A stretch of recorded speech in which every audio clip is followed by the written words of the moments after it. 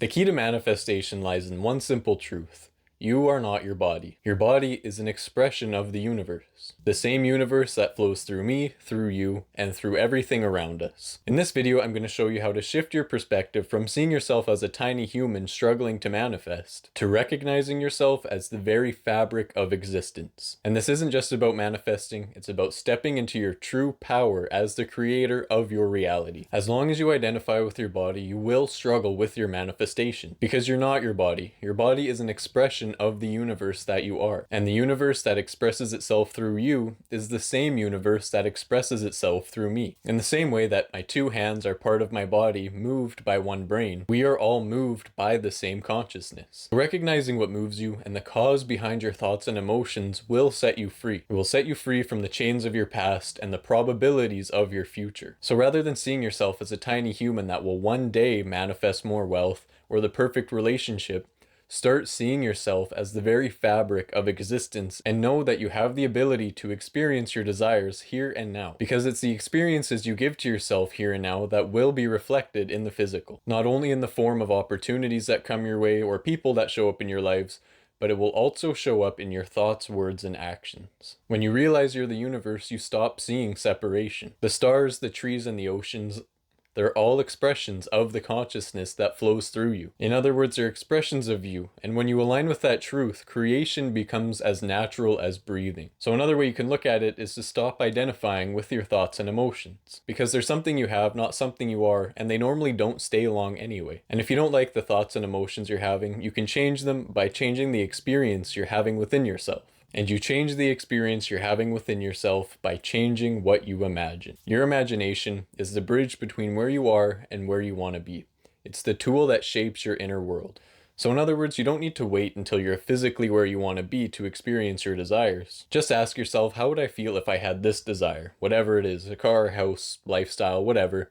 Just ask yourself how you would feel if you had it. And feel that. Let the universe work through you. Surrender to that feeling. The universe knows how to bring you your desires, so let it. And if you don't know how you might feel if you had your desire, just ask yourself how you think you would feel if you had it. Just say, how do I think I would feel if I had this desire? And you don't need to know it all or be able to experience every detail right off the bat. You get to discover what it's like along the way. Not only that, but you get to discover how it unfolds. And something I've noticed is the more I explore my desires, the more I end up exploring myself, or this person called Jacob. And as time goes on, I learn more about my likes and dislikes. For example, sometimes I find myself not really caring about things I used to like anymore, and other times I start growing an interest in things that never really interested me before. So what I'm getting at is you don't need to put any pressure on yourself when you're exploring and discovering your desires. And if they no longer suit you, you can put them down and start exploring something else. So rather than trying to force the universe within you into a box, just let it free. And you can do this by surrendering to that universe within you. And when you set the universe within you free, you set yourself free because you are the universe. And this freedom allows you to flow with life rather than fighting against it, and opens the doors to infinite possibilities. In other words, the universe expresses itself through you, so let it. Don't get caught up in the logic or the reason or the how. When you focus on the how, you end up waiting for your desires to come. And what this can look like is, oh, well, once I lose weight or end up in my dream body, then I'll meet my soulmate. Or once I have the house I want to own or the job I want, then I'll start to feel more secure. And if you find yourself doing this, just remember you can always experience your desire right now by changing what you're imagining. Another thing to remember is to not get lost in the probabilities, otherwise you're going to end up settling for less. What this could look like is, oh, I'll never be an actor, or I'll never get this high-level career, so I'll just settle with what everyone else is settling for. Or maybe you don't know what you want to do or how you want to make your money, but this is where you can start exploring. You could pick up a job or a side hustle, and if you like it, great, and if not, put it down and try something else. But don't settle for it just because that's what's right in front of you. And one more thing is to not let the past hold you back. Just because someone's never experienced wealth before doesn't mean that they can't experience wealth.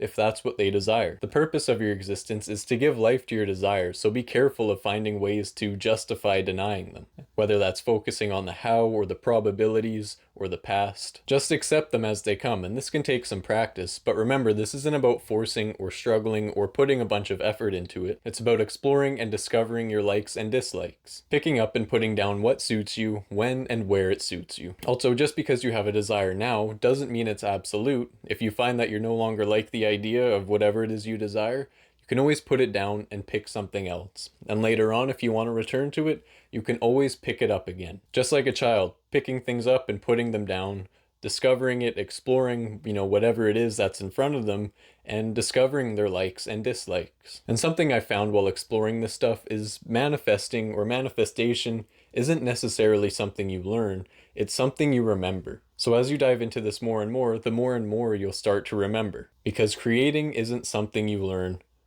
because you are the creation itself. And this remembering is a return to your true nature, where creating is as natural as breathing.